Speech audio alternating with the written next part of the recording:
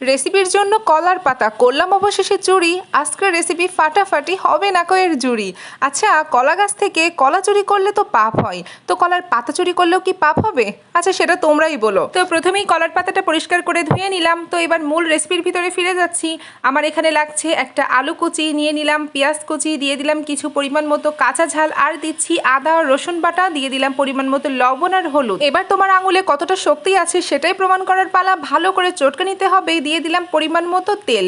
এবার যেটা যাবে সেটা হলো মাছ, আর এই মাছটা আমি ভেজে রাখবো না, কাঁচাই মশলার সাথে ভালো করে মেখে নেব। মাছ দিয়ে যেন আবার আঙুলের শক্তি পরীক্ষা করতে যেও না।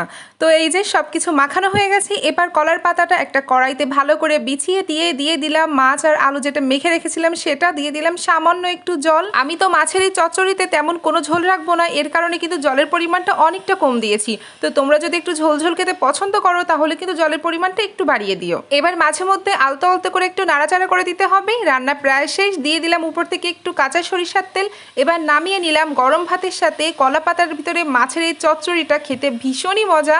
আর এই টেস্টের কথা কি বলবো, এই টেস্টের কথা যদি বলি, এটা সব থেকে ভালো ছিল।